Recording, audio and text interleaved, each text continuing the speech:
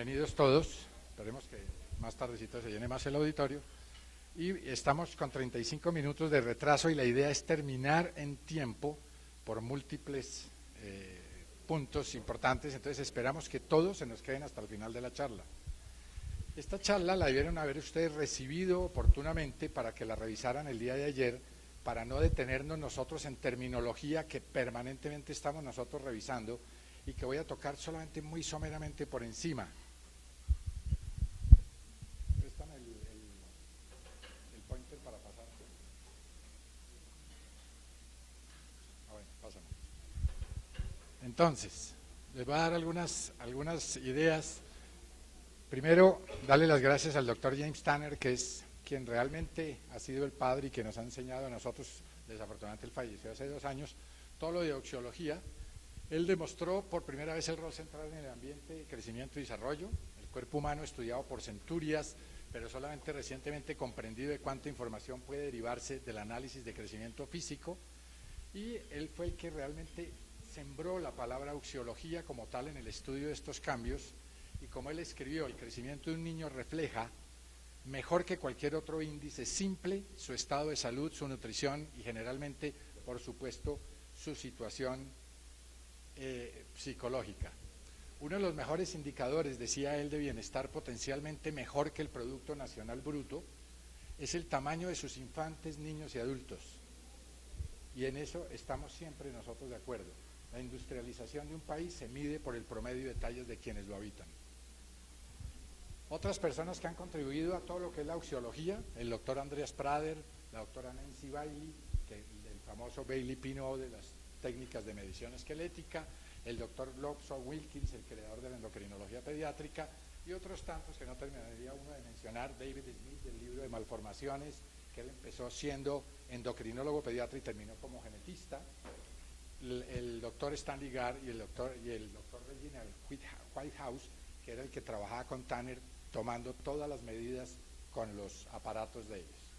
Los objetivos del curso fueron los que ustedes recibieron, los voy a tocar muy por encima. Recordar que auxiología o auxanología es el término que incluye todo lo que tiene que ver con los aspectos de crecimiento físico y desarrollo humano.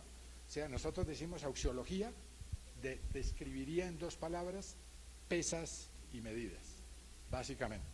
Es una ciencia multidisciplinaria que envuelve no solamente las ciencias de salud, sino también en medicina, pediatría, práctica general, endocrinología, neuroendocrinología, fisiología y epidemiología, pero incluye también todo lo que tiene que ver con nutrición, genética, antropología, antropometría, ergonomía, historia económica, economía, socioeconomía, sociología, salud pública y psicología, entre otras.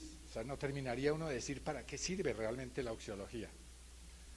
Interesante la oxiología porque ha servido para muchas cosas, entre otras para la paleoantropología. En este caso, por ejemplo, de un desenterramiento de un paciente con una discondrosteosis, el síndrome del Leroy-Weill.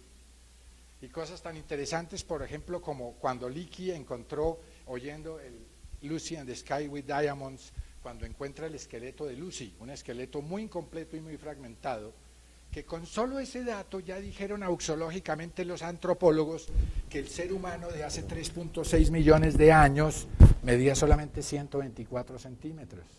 Y hoy día, con toda la universalidad que tenemos, todavía peleamos por gráficos de crecimiento y desarrollo, ¿no es cierto? Entonces, interesante, ahí está la reconstrucción de Lucy. Así era Lucy, parecidas a las féminas de hoy en día. Los objetivos del curso ya lo leyeron ustedes, es familiarizar a la gente con los gráficos de crecimiento y desarrollo. Alguna vez un profesor nuestro de la Javeriana preguntó, Mauricio, ¿le puedo hacer una pregunta? Claro, profe, ¿qué es un percentil? Profesor de pediatría. Entonces insistimos nosotros, hay que llenarse de ideas para entender realmente que la base de la pediatría está en la auxiología. Los objetivos del curso, repito, es aprender a interpretar dinámicas de crecimiento, ver cuándo se crece bien, cuándo se crece mal, entender maduración, entender crecimiento, entender estadios puberales, analizar todo lo que realmente le permite a uno como pediatra, no como endocrinólogo pediatra, conocer a través de la auxiología la verdadera salud del individuo. Este lo inventé yo, el Growth for Dummies, que es básicamente el curso para la gente que no ha tenido entrenamiento. Terminologías, y no me voy a detener, estos son 2 minuticos. Percentil. Yo les insisto a las mamás cuando las mamás me preguntan en consulta, doctor, ¿qué es un percentil? Yo digo, percentil es la localización de un niño dentro de 100 niños. Entonces, si el niño cae en un percentil 15, quiere decir que él tiene 14 más bajitos y 85 más altos. Eso es un percentil. Desviación estándar es lo que los epidemiólogos nos han venido a confundir dentro de los percentiles, porque la desviación estándar simplemente es cómo se distribuye dentro de una campana gaussiana la gente, ¿no es cierto?, que es más sencillo entender percentil, y la desviación estándar es la que exige básicamente hoy la metodología para los trabajos y publicaciones. Uno dice, el promedio de los niños colombianos está tantos percentiles, no está tantas desviaciones estándar por debajo del grupo argentino comparado, ¿sí me entienden? O sea, es básicamente una terminología más epidemiológica. Se habla también de cuartiles, quintiles, deciles y percentiles. El cuartil es simplemente hacer una distribución en 4, mientras que el centil es distribuido en 100. 100 individuos en 100, el otro en 4. En 4 entonces decimos, hay unos que se llamarán tallas bajas variantes normales, otros tallas medias por debajo del promedio 50, otros tallas medias superiores por encima del 50 y las tallas superiores. Aquí está el gráfico y ese lo tienen ustedes para que lo impriman y lo tengan en cuenta, que es la comparación de todo lo que se utiliza hoy dentro de las medidas de distribución. Entonces van desde los percentiles y ustedes ven ahí que están el Z-score, que es otra moda, el T-score, los estándares y todos, absolutamente todos, los valores expresados.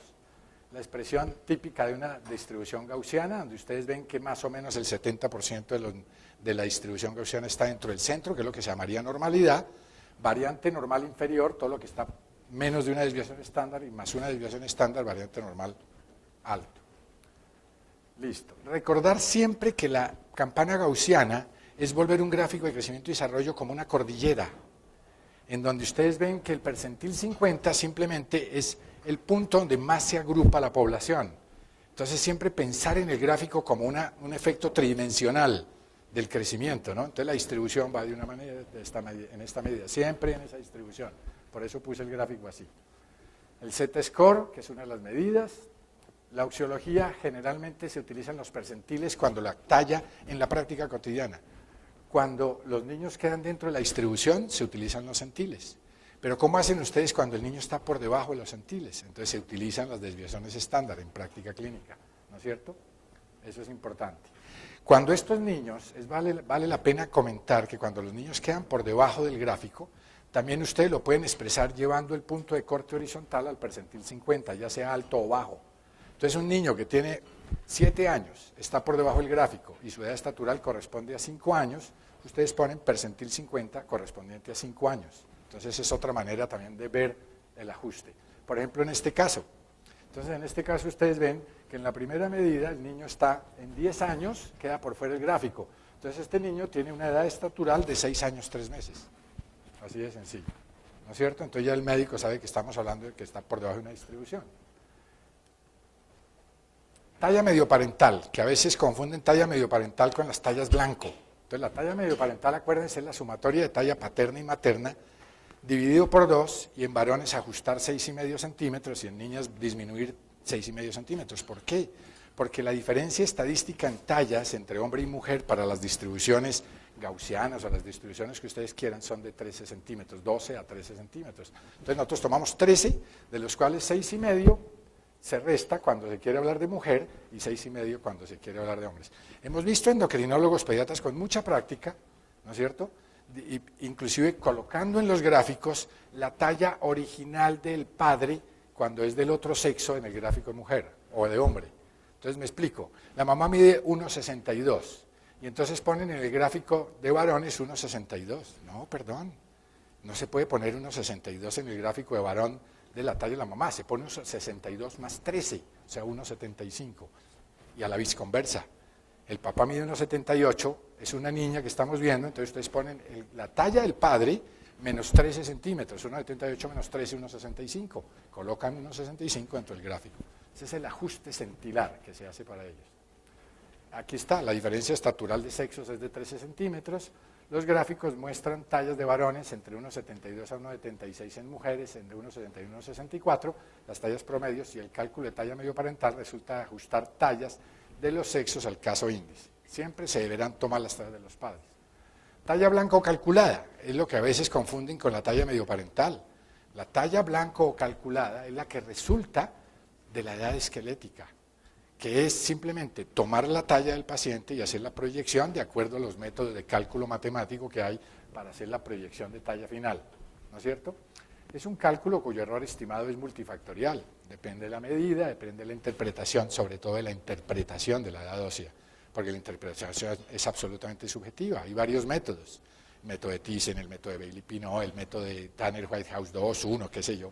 Entonces todos ellos van a variar de acuerdo al método que se utilice, pero, ojo, los cálculos de talla final son cálculos que están basados en el carpograma y nosotros insistimos. Alguna vez en un debate de la Academia Colombiana de Pediatría, con Marcos Danon discutíamos si el pediatra debería pedir carpogramas. Entonces nosotros decimos, yo siempre he insistido, uno pide los exámenes que uno sabe interpretar.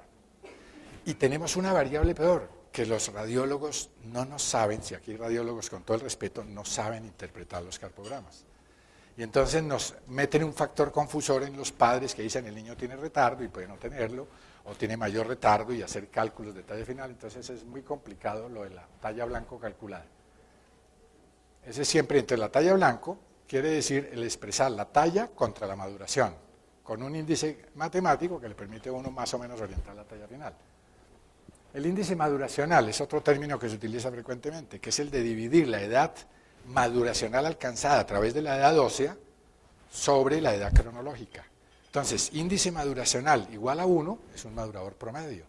Índice maduracional retrasado sería madurador lento, tiene lógicamente sus explicaciones. Más del 20% en niños es madurador lento, más del 10 al 15% en niñas es maduradora lenta, hay diferencia en sexo. Y madurador rápido es más de 1,10 en ambos sexos. Bueno. El índice ponderal es el que resulta de tomar los centiles absolutos, tanto de peso para talla, y dividirlos. Entonces el índice ponderal es el peso real sobre el peso teórico multiplicado por 100, eso da el índice ponderal. Índice de masa corporal, el resultante de dividir peso sobre talla al cuadrado, que es el que más se está utilizando, y ustedes han visto que hoy día los laboratorios les entregan a ustedes los gráficos de índice de masa corporal como parte de la evaluación y no tanto la relación de peso, talla, edad, que ya no se están utilizando esos gráficos. Y lo más interesante es que ya tenemos los gráficos centilares para índice de masa corporal. En adulto no existen los centiles, simplemente existen valores absolutos de corte para decir este individuo es de riesgo, este individuo está francamente obeso. Entonces el percentil es importante. Los dos índices, el ponderal y el de masa corporal, son índices de relación al volumen corporal y permiten detectar alteraciones en relación al déficit o al exceso de peso.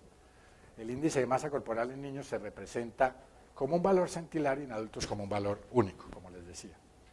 La edad decimal es una cosa que a veces ustedes, siempre lo mencionamos, yo hago a veces demasiado énfasis, a veces hasta patológico, para hablar de lo que es la edad decimal, porque Tanner se inventó la edad decimal, porque él dice un término que yo aplico como endocrinólogo. Los endocrinólogos vivimos de los miligramos y de los milímetros.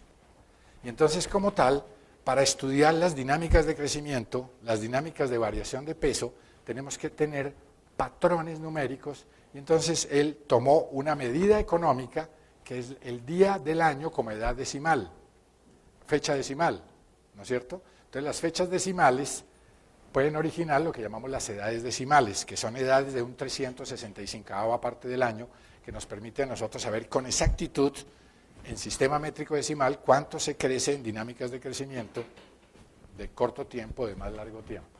Lo veremos más adelante. La edad decimal tiene unas tablas, que es muy sencillo de entender, es el sentido común. El primer día del año es 0000. Y el último día del año, el 31, el día de Farra, 997, que es un 365ª parte del año.